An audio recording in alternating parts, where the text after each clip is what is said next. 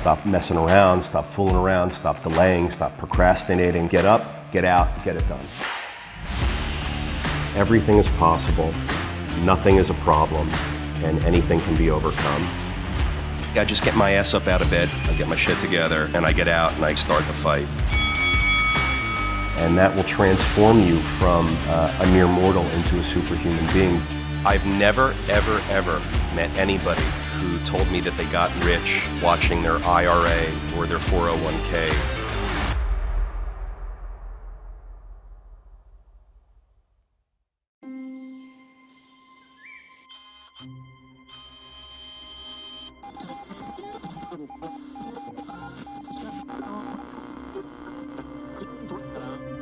All right, happy Wednesday, Peter. How you doing? I'm happy on Fantastic. Wednesday. All right. I already know I'm going to like this because I see one of my buddies here. Yeah, So yeah, there you go. You want to just get into it? let's get into All it. right, sounds good. What was the first shit that you eliminated? Literally just saying no to Jesse. requests for my time. Like what kind of Anything and everything You think you Jesse need me for says, lunch? I wanna talk thinks, to or you about a does, business everyone idea has that to I listen have, to. In the beverage space, I know that you had your coconut water. Yeah. I want to talk to you about that. No, No, I'm going for a run. he doesn't I want don't it. want any He's money. carving I just out wanna talk time, to he's you for 15 minutes. A friend of prioritizing. mine- No. You think on Friday night you can come down? He for knows how to 15 say minutes? no, or he No, learned how to say because no. It's cumulative. And that's what they're Right. talking No. about. No, it's going to Yeah, be you can't one say yes to person every everything. day or so You have to with some have new requests. boundaries So that and was the limits first and shit, prioritize. and I put myself first. Yeah, he And a puts lot of himself times first, I his don't, family first. But in certain times I do. So I love Jesse. Everyone loves Jesse. Jesse and I are buddies from college. We live down the hall from each other in the dorms. He's a crazy dude. I mean, everything that you imagine about Jesse, it's all true. Like, he's just nuts. He's a limit pushing, boundary breaking, like he's the most unique individual you'll ever meet. And I love that you put up this piece with Jesse and Joe Rogan today. He's talking about setting limits and setting boundaries for yourself. People come at you all the time in business and life. Can you have a meeting? Can you mentor me? Can you coach me? Can I sell you? Can I buy from you? Can we do business together? Whatever it is. And the urge when you are on the come up and when you want to be successful is to say yes to all of these things. You have to learn how and when to say no. George, we've talked about this before. Yeah. Learning how and when to say no is paramount. There's only 24 hours in a day. You have to make 48 hours out of the 24 hours. So now you have even less time. You have family, you have to sleep, you have to travel, whatever it is you got to do, you have to know how and when to say no.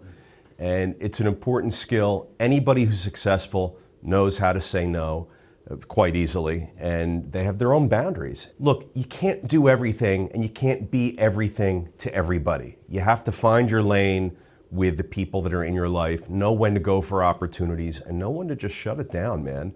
Like, you got to do your meditation, you got to do your reading, you got to do your studying, your practice, your repetition, your, like, whatever your discipline is, right? Focus on that stuff. Eventually, you got to say no. Like, the beginning, maybe you say yes more than you want to or need to, but eventually you have to learn how to say no, because time, the one commodity that you can't get more of and you can't control it, so you have to know when to shut things off so that you can spend the time on the things that are going to impact your life the most, impact your business the most, impact your success the most.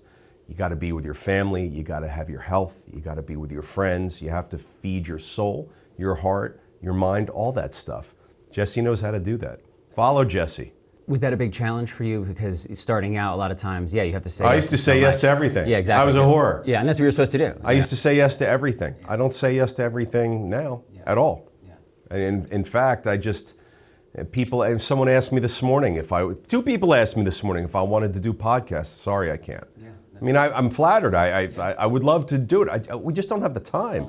I don't have enough time to do the podcast with you, George. Yeah, no, I know. Let alone third-party podcasts. Yeah, only so many hours in the day. Yeah, I had another person ask me this morning if I wanted to invest in Ohio and Florida. I can't. I can't. I got all my own deals, my own opportunities. My desk is so full with the stuff that I have to fund and manage and close on and get to work on. It's really tough. So learning how and when to say no for me enabled me to really drill down and be successful, even more successful on the stuff that I already do. I don't run ultra marathons like Jesse does. I don't climb Mount Everests like Jesse does. And I don't do a lot of things like Jesse does. Not many people do. I mean, he's a freak.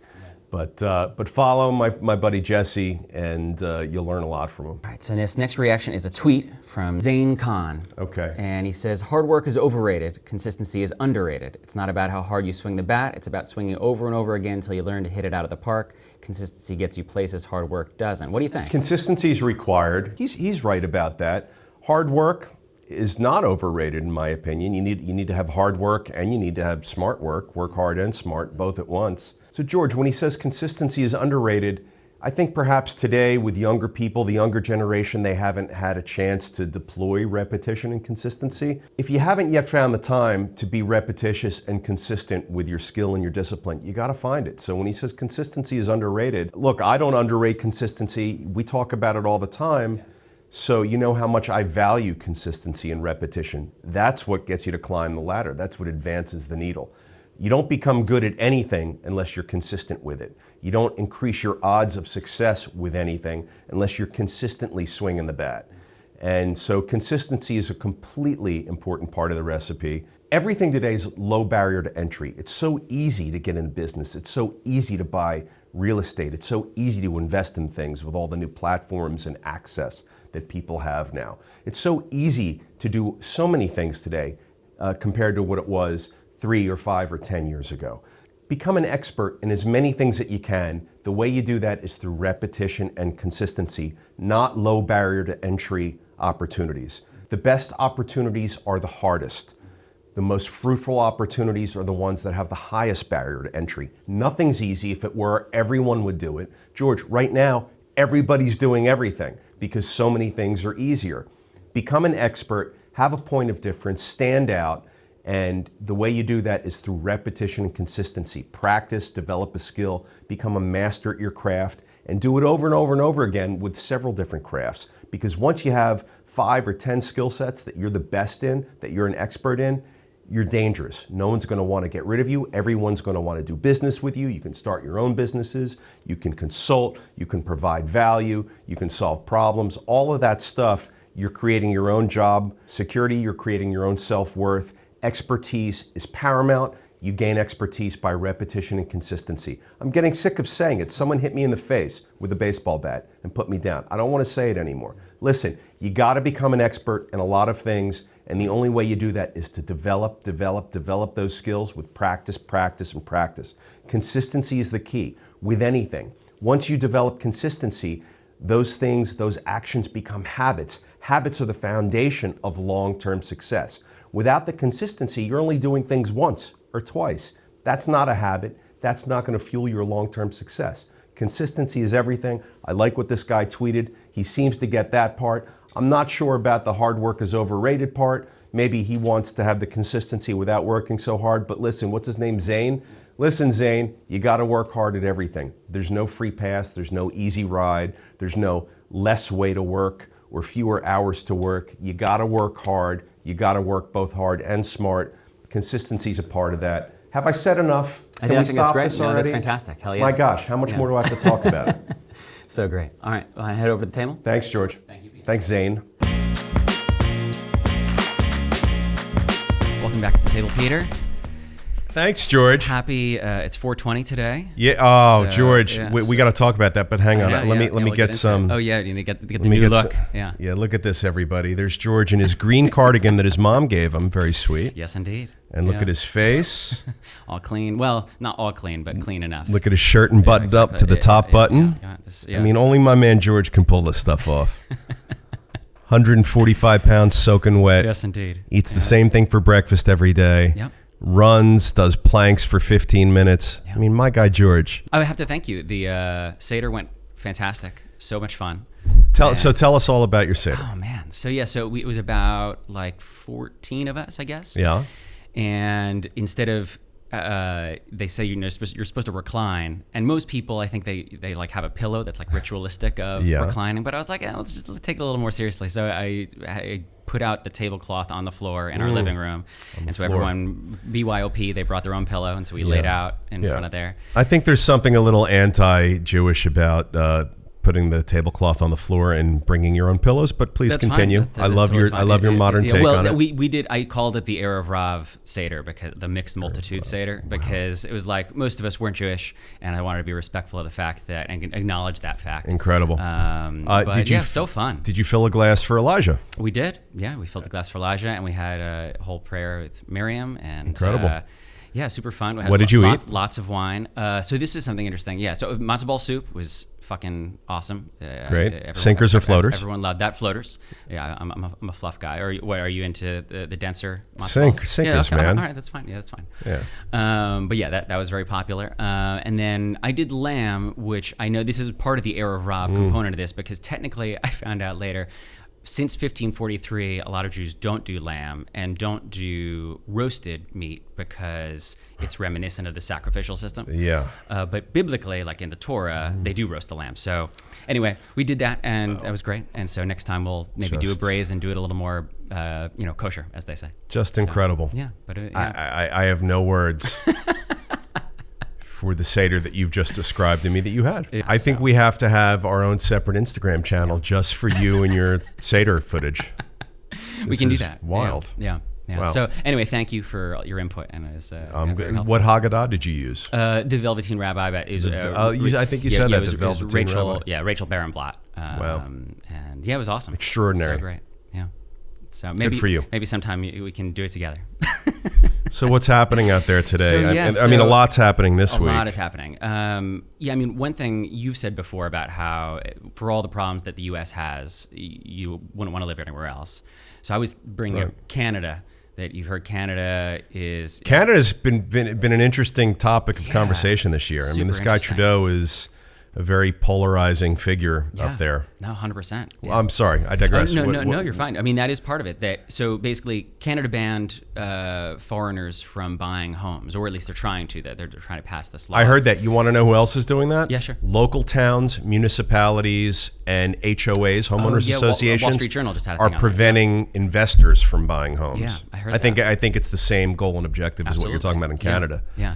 So I know we've talked a lot about before of regulation being a problem in terms of supply and demand issues. Where do you feel like this plays out in that spectrum? Like, do you see this ban as anything other than a political maneuver, or what do you think about this? So this is more of governments legislating free market behaviors. Yeah. So the market is saying, we've got capital, we want to buy homes, we're from Europe, we're from the United States, wherever, we're not Canadian nationals, we want to buy homes in Canada. Yeah. And Canada's saying, no, you can't. It's more regulation. Mm-hmm. I don't know that it works. There's lots of housing regulation and housing policy already in Canada in different forms and areas. Toronto's got very egregious rent control. Yeah. And it's very, very expensive to live there.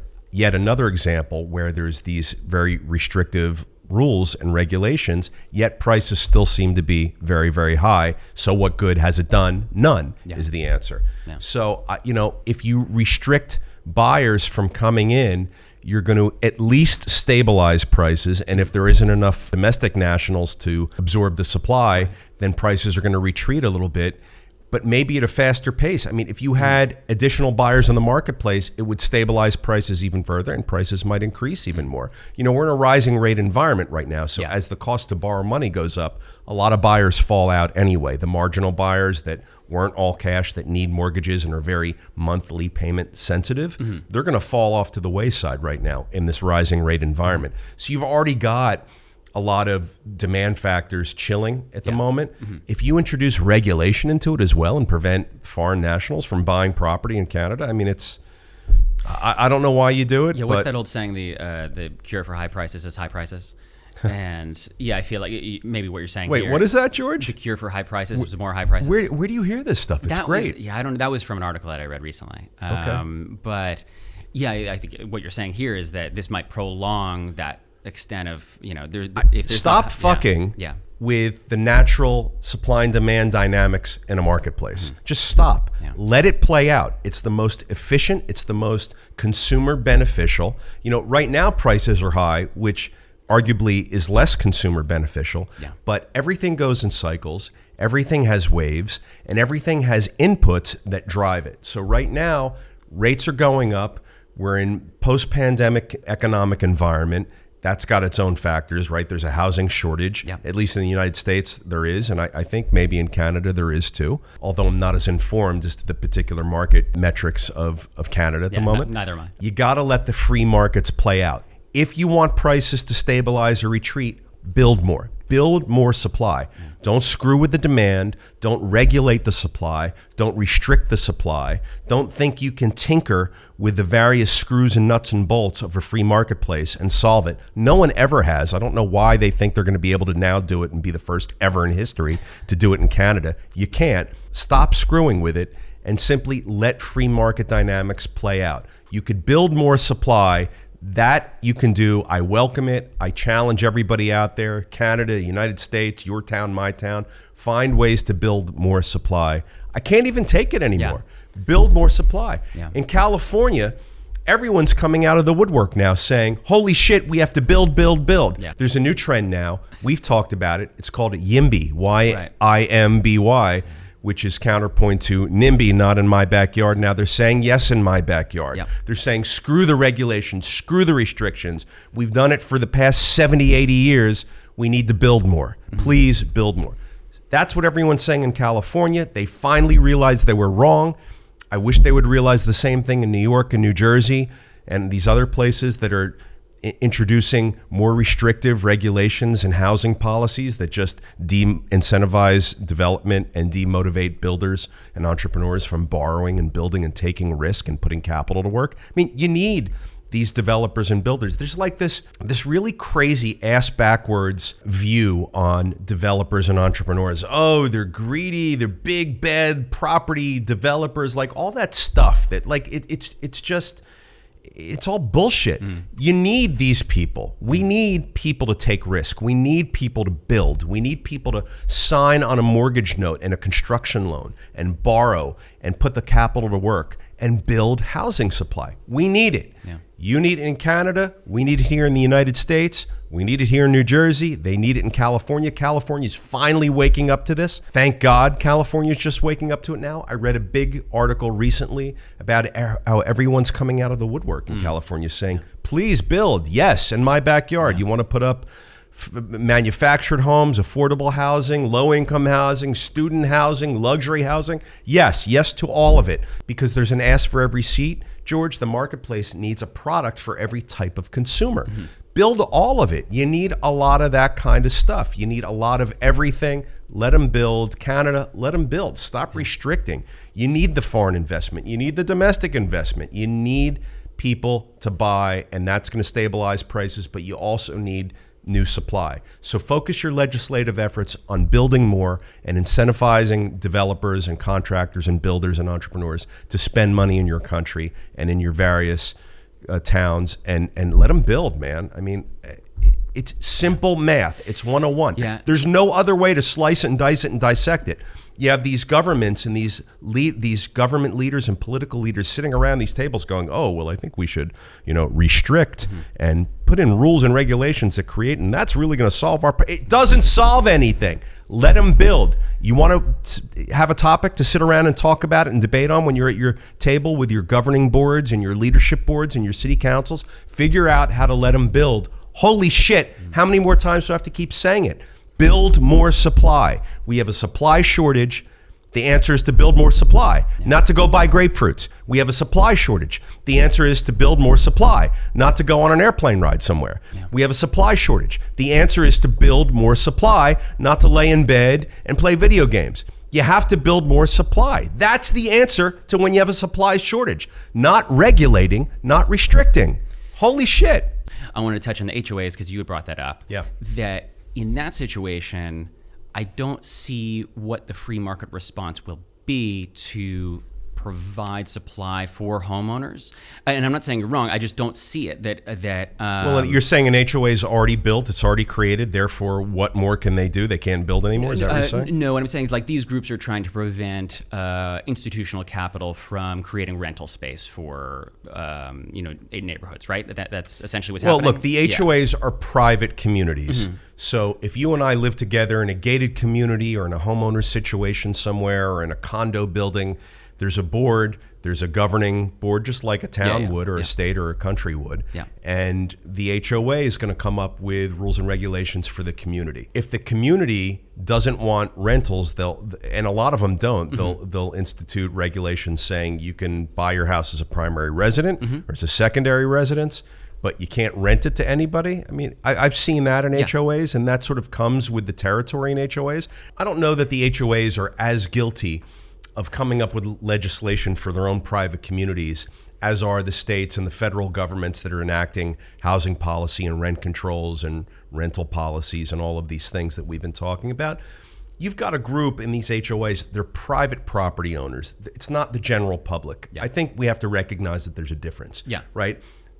In Canada, saying that nationwide, no foreign investors are allowed to buy homes, I think is a little different than a community of whatever, 100 or 200 or 50 or 20 private property owners that are able to self-govern and impart restrictions on renting out a home within the HOA or how the front lawn on your home in the HOA should look. I mean, they all have rules and regulations.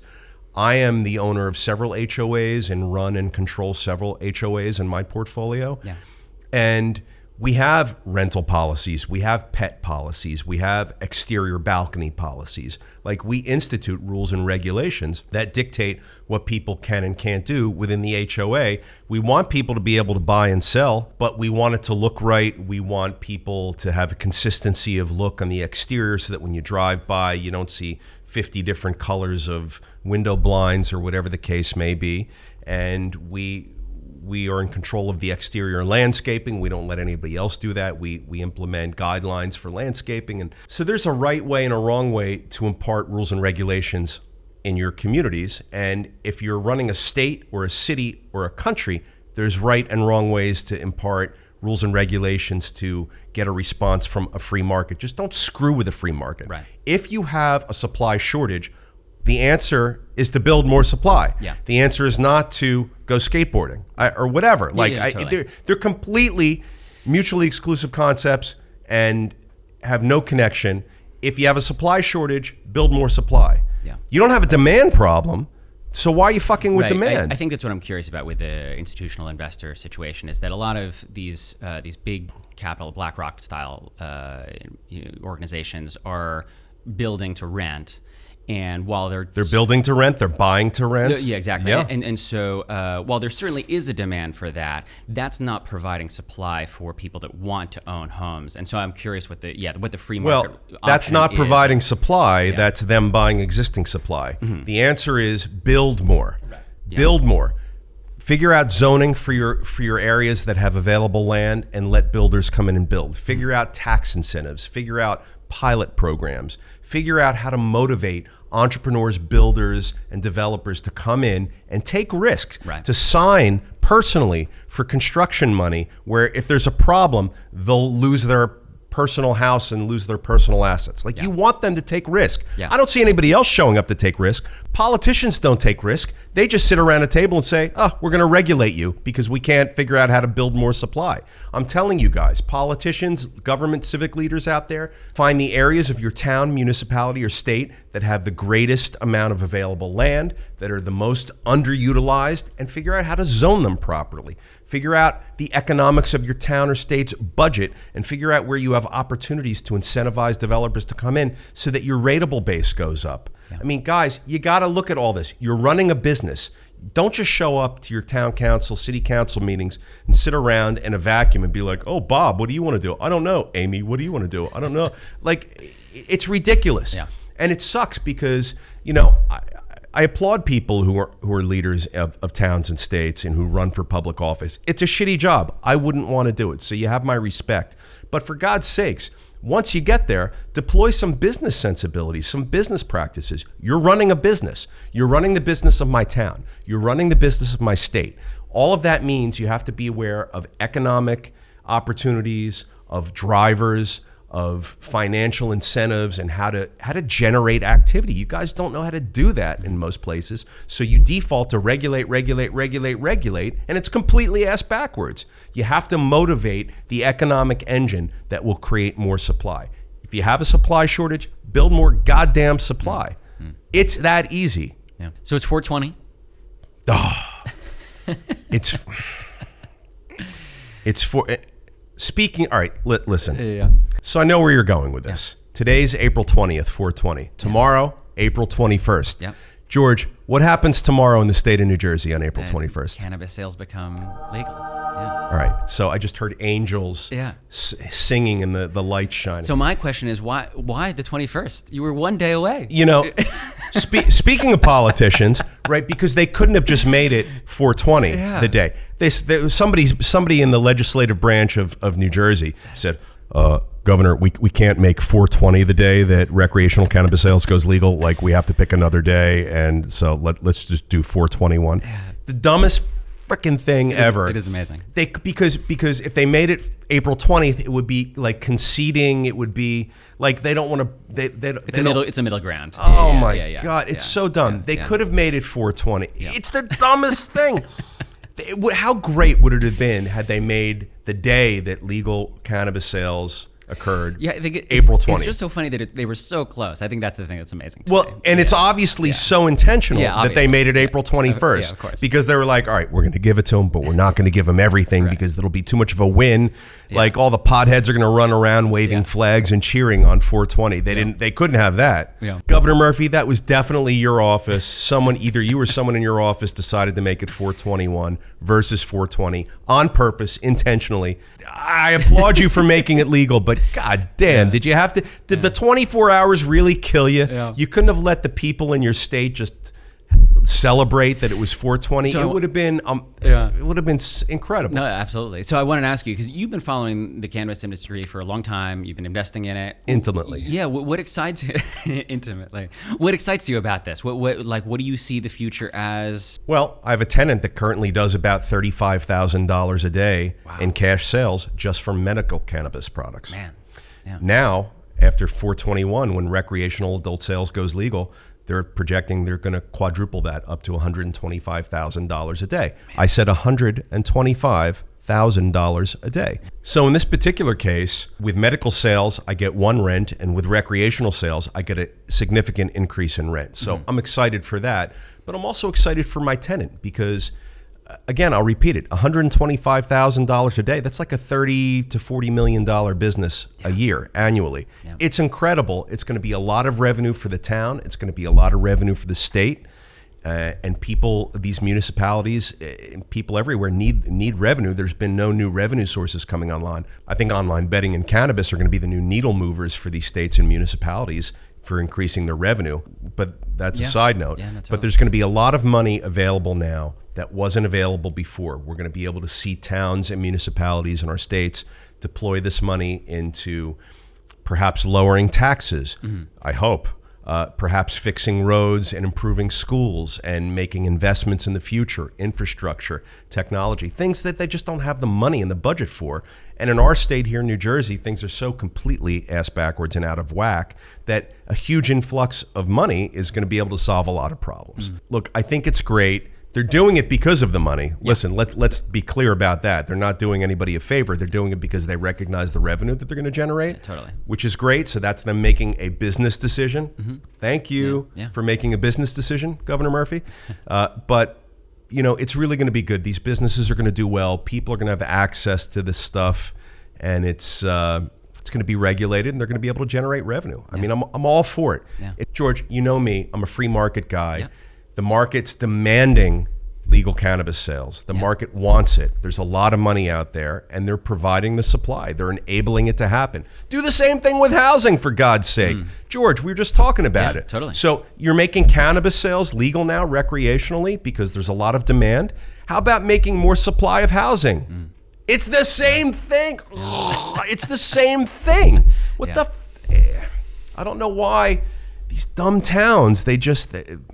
people need to connect the dots. It's killing me, man. It's killing me. Yeah. Maybe one day soon, the dots will be connected. They all think they're solving problems with the regulations and the price controls and the legislative action that restrict the set-asides and the building and the rules. And I mean, it's eyes are rolling in the back of my head. I'm about to throw up all over the microphone. None of that shit works. Build more supply. Build more supply. How much more do I have to say? We'll make T-shirts of that. Yeah. You've had your ear to the ground for crypto for a long time. Yeah. You were actually one of the first that I know was following that closely.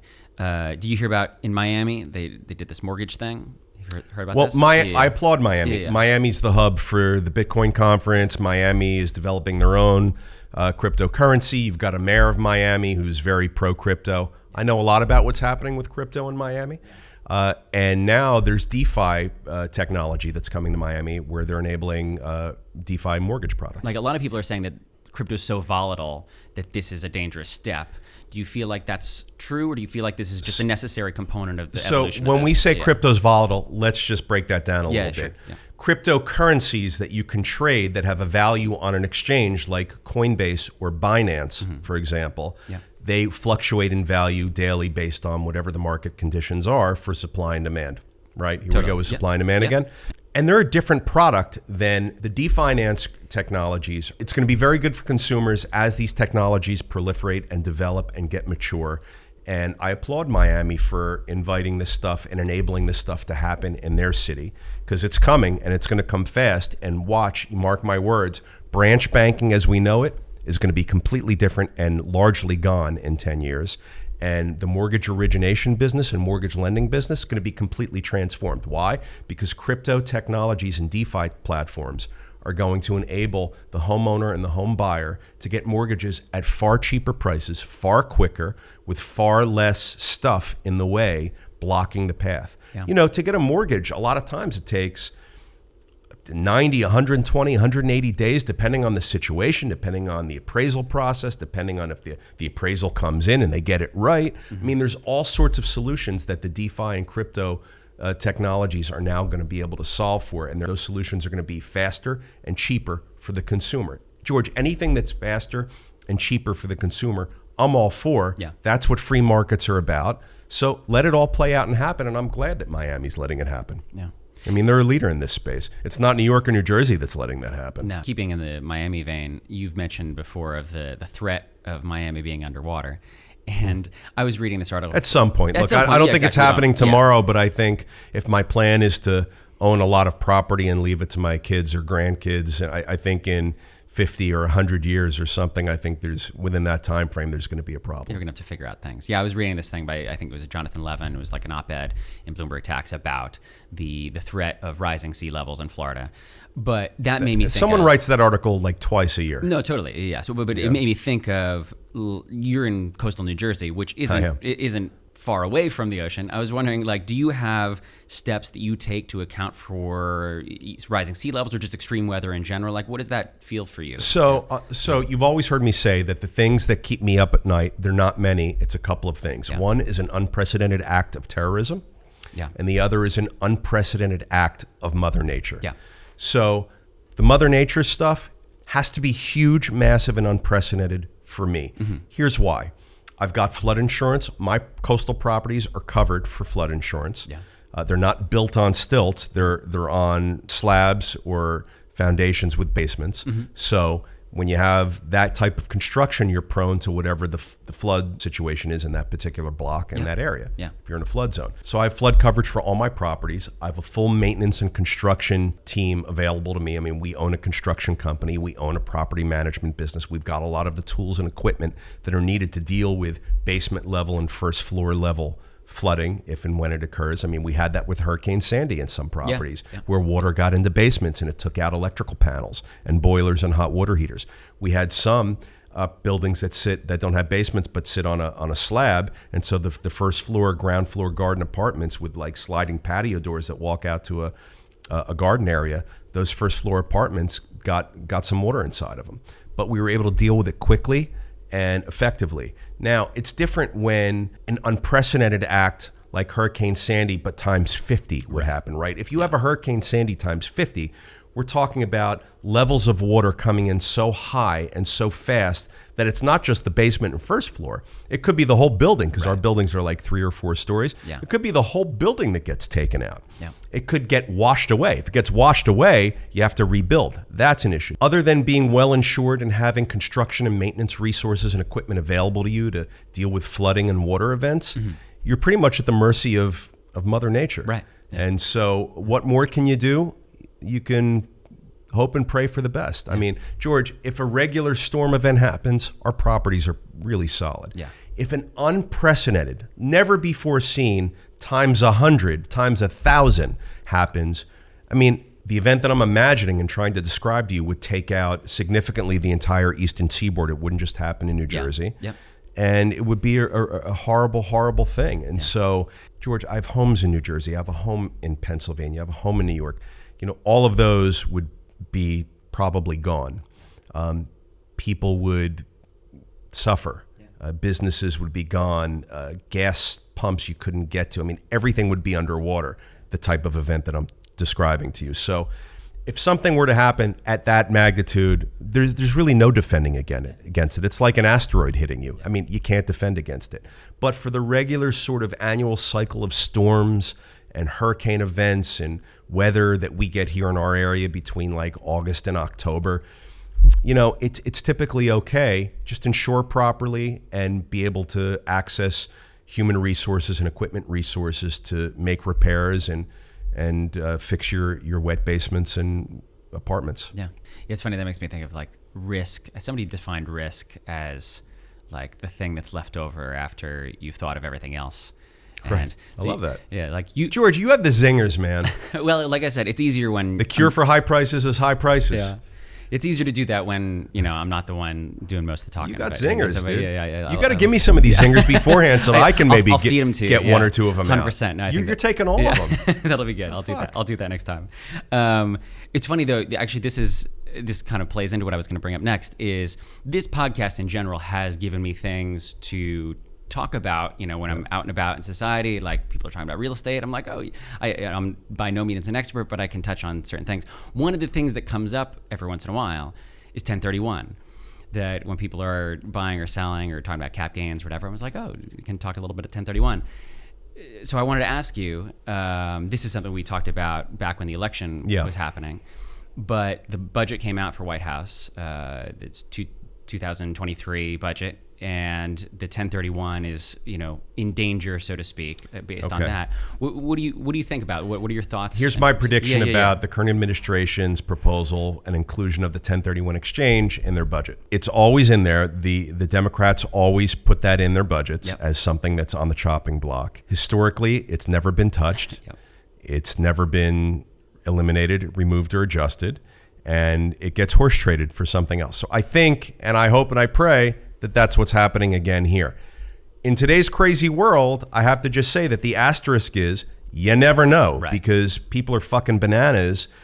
And if they touch the 1031 exchange, it's going to screw up so much you have no idea. So what are the negative things that would happen, do you think? I mean, there's industries upon industries upon industries that are connected to and a result of the 1031 exchange. I mean, title companies, lending, real estate markets. I mean, all of that stuff. A lot of jobs.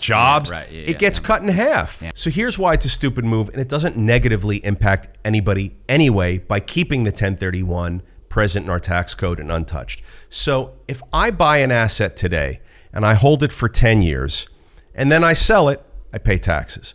If I buy an asset today and I hold it forever, I never pay any capital gains taxes because I haven't realized a capital gain. All I've done is hold my asset.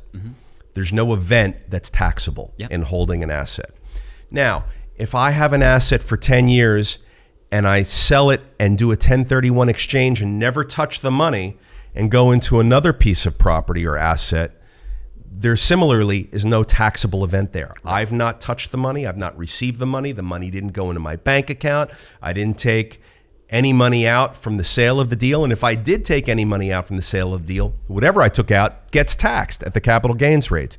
So with the 1031 code in place right now as it is and left untouched, it still generates whatever taxable revenue there is for the government for whoever sells and touches the money. But if you sell and you don't touch the money, it's the same thing as having never sold at all, where no one gets any tax revenue and the owner of that asset just continues to own assets. There's no taxable event.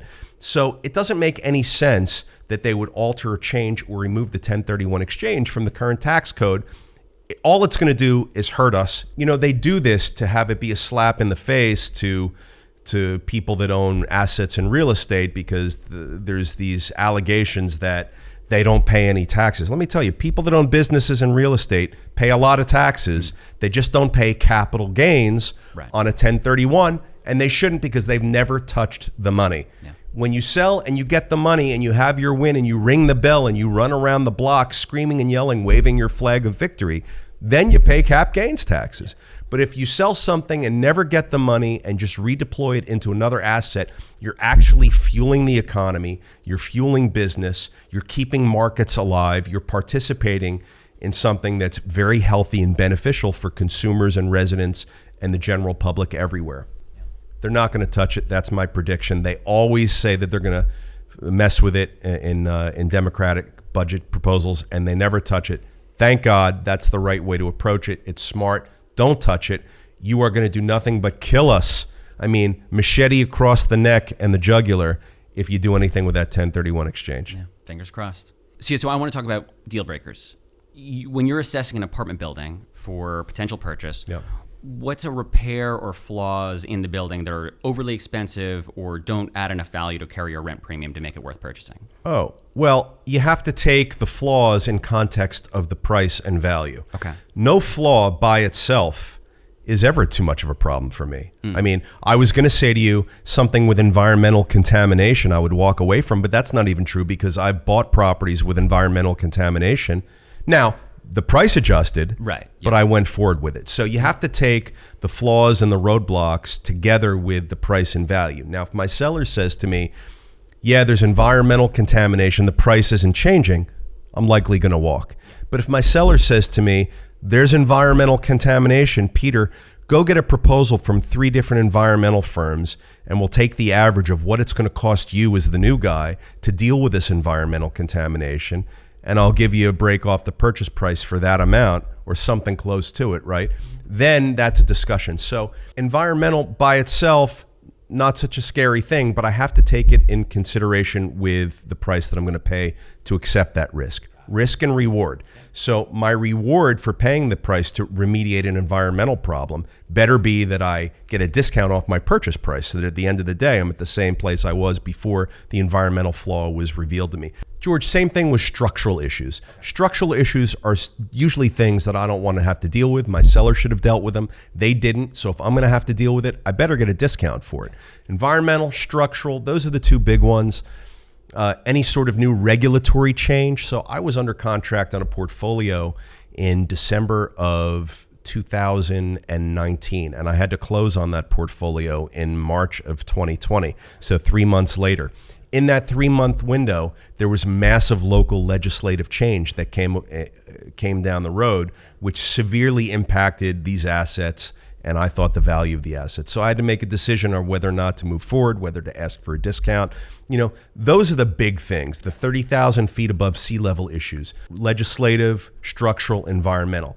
Anything else I can deal with. If it's a roof, I can put on a new roof. I'm probably going to do that anyway. You've heard me say that. Now, if it's a roof and 100 water heaters and 100 HVAC units and 100 units worth of windows, that can be like $1 million. So there's a conversation. But a roof by itself, not a big deal. I'll move forward. Maybe I'll get a couple of bucks from my seller. Maybe I won't. Probably not in this environment. If it's 100 HVAC units, we have to have a conversation. But if it's 3 HVAC units, I'm going to be expected to move forward. So it all depends on what the impediment is versus the value. If value changes with the impediment, I'm okay and I can transact. If value doesn't change with the impediment, then I've got a business decision to make. Do I want to take on the extra cost and risk and time and effort to deal with the impaired issue? I implore everybody out there who's looking at real estate or other types of investments, and you find things along the way during due diligence or right before you close or transact, and you think that it's going to really affect the value of your business or asset, I think you got to bring it up with your seller and have your ducks in a row and have third-party reports if you need those and make a presentation. But if it's a leaky roof and you know you're going to replace the roof anyway, stop being cute and go ahead and close. I think that's your zinger for the day. I have a zinger. That's the zinger. I mean, what I'm saying is if you've got 100 things, that's something. But if you got a couple of things, What are you going to do? Delay the closing, right, fight, pay a lawyer, Yep. $5,000 to delay things, and then you drag it out. I mean, you could have closed and gotten to business by then, you know? 100%. Cool. Well, this is great conversation. Do you have anything that you want to touch on before we hit I love the when you Q&A? tell me that talking to me is a great conversation. It is. I mean, it's so Yeah. good for my self-confidence and my Yeah. ego. Well, that's what this is really for, right? It's an ego boost Right, for the week. Yeah, right. yeah. You've got a real estate guy on social media not selling anything, just in front of a camera for his own joy and antics. Yeah. Yeah, it's just an ego trip. Thank you. You're very welcome. It's People ask me all the time, Yeah. Peter, why are you on social media? And I'm like, I don't really know. They're like, Peter, what are you selling? Nothing. Yeah. You're not Well- selling like coaching or a course, or you're not selling. I'm like, no, I'm not selling anything. Well, why are you on social media? I'm like, here's the answer why I'm on social media. Because I'm deathly afraid of becoming irrelevant. And I feel like the world is about online presence, Yeah. and social media is that. Yep. So I want to participate. I don't want to be left behind. I don't want to be like an aging dinosaur that's not like, I don't want to be the older guy. Like Yeah, I'm right, 54. yeah. I don't Yeah. want to be the older guy that's like, I don't get social media. These young kids today, why did that? Like, I don't want to do that. So I Right. want to be in the mix. Yeah. So I don't care that I'm not selling anything. And not selling anything explicitly has allowed you to talk about whatever you want. You know, I think when you end up selling I think something, it drives a little bit more of the conversation. in a Look, specific people, direction. here's what I believe about social media for Yeah. me. People can get to know me. They Yeah. can get to know how I think. Perhaps if they want to do business with me, they can reach out and they can go to the website and fill out the accredited investor form or whatever, and we can maybe have a business relationship if they're an accredited investor. There's been a little bit of that. I was gonna say that has happened. Yeah, there's been a little bit of that. So I appreciate that. Yeah. But it's a bit of a calling card. It's a bit of a business card. You know, when I was a kid, my brothers and my parents used to have business cards. And when I first got into business, I used to have a business card. Now I just say, oh, go to my social media platforms and check me out. Yeah. If you want to call me, call me. You know, if you want to reach me. And real estate, you've heard me say this before, very unsexy, very sort of slow going, very predictable. It's not a cutting edge technology business. It's not like a real needle mover in terms of like, you know, Elon Musk with battery powered cars and solar panels on roofs. I mean, that shit's great. Yeah. Real estate isn't really like that. So it's a way for me to bring my unsexy industry sort of to the forefront a little bit and participate with all the others that are doing what I do. Yeah. And introduce everybody to investing and real estate ownership and economics and entrepreneurship and mindset stuff. I mean, this is all stuff that I think is very relevant today, and I enjoy sharing it. And I feel like it's a little bit of my duty and obligation to give back a little bit. So for anybody out there, I think right now it's only like my mom and my brothers that watch us.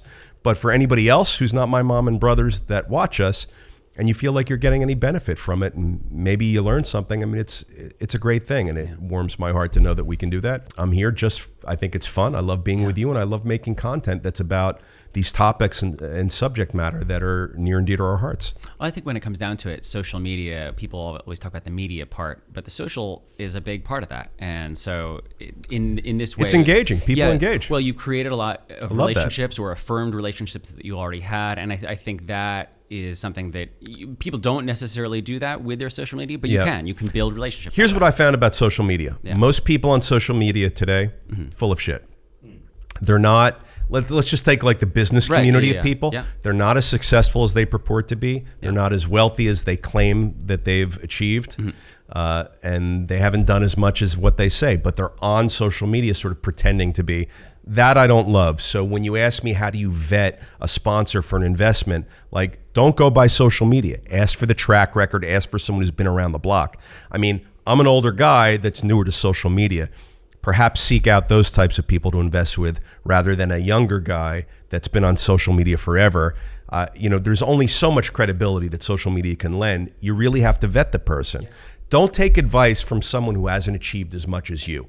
Don't invest with someone that hasn't done as much as you. Don't invest with someone that hasn't had a really long, successful track record. Social media can mask some of that. So just be careful with social media because there's a lot of bullshitters out there. What's that meme? That Number one bullshit guy. Yes. Yeah. there's a lot of number one bullshit guys. Yeah. No, hell yeah. Yeah. That's true. All right. Well, thanks so much, Peter. And I'll George, thanks. see you over Q&A. All right, buddy.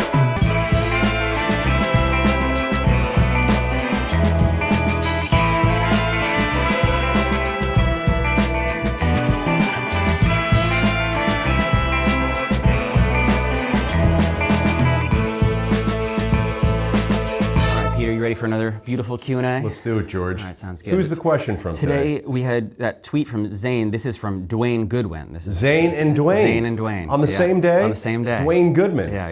Damn. What are the chances? I love our followers. So he says, you say it's crucial to find a local market expert you can trust to invest with. How do I recognize a local market expert when I see one? How should I test their credentials? Dwayne, listen, someone who's been in business for a year has a way different track record and credibility and expertise level than someone who's been in business for 20 years, right? I mean, it's pretty simple. Find the people that are the best in your market. You could Google them, you could ask around. Who's the best in what you want to be doing or investing in your market? Find the top 3 or 5 people, get to know them, search for the opportunities to work or invest with them. It's very simple to find someone who excels. You're looking for the fastest racehorse, the strongest fighter, the best team. That's what you want. You know how to find those things. They're out there. Don't be afraid to seek them out. That's who you want to be doing business with. That's who you want to be investing with. You got to be able to vet these people. How do you vet them? You got to go search them out. Be very, very careful. Ask a lot of questions. Everybody's going to come to you saying that they've got investment opportunities, deal opportunities, things that you should invest with them, and they're going to take a piece of the ups, or they're going to have a promote structure with you, or whatever it is. They're going to take fees. All of that stuff is going to be part of these offerings that you're going to review. You have to go with the best jockeys and the best horse. Listen, a good deal is a good deal, but a good deal with a bad jockey is a shitty deal. Don't invest. Are there any questions that you feel like need to be answered before you say, okay? How long have you been in business? What's your track record? What problems have you had? Anybody who's out shopping investments has a track record. Ask them for the track record. Make sure you see what they've done in all market conditions, in all market cycles. Look, right now, we're in a changing market cycle. The last market cycle started in 2009, and from 2009 to 2012, it was one way. Then from 2012 until now, it was another. And now it's going to be something else. You want someone who's been around the block. You want someone who's not their first rodeo. You want someone who's seen ups and downs, who's seen tough times, good times, easy lending environments, tough lending environments, low asset prices, high asset prices. You need someone who can forecast out into the future and see where the markets are going and where trends of consumer behaviors are going. If multifamily is where you want to invest, find the best person in multifamily that you can invest with. If you want to be in self-storage, find the best person in self-storage that you're able to invest with. A lot of people don't take outside investment, don't take partners, but a lot of people do. So there's ways to navigate these waters. Ask a lot of questions, demand a track record, see what problems they've had, see how long they've been in business, get recommendations from existing investors. You can do all these things. You have to do it. It's your obligation. If you're going to invest, there's a right way and a wrong way to invest. The right way is to make sure you're putting your money with an experienced professional who's got a track record. Awesome. All right. Thanks so much, Peter. I'll see you next time. Thanks, George. Thanks, Dwayne.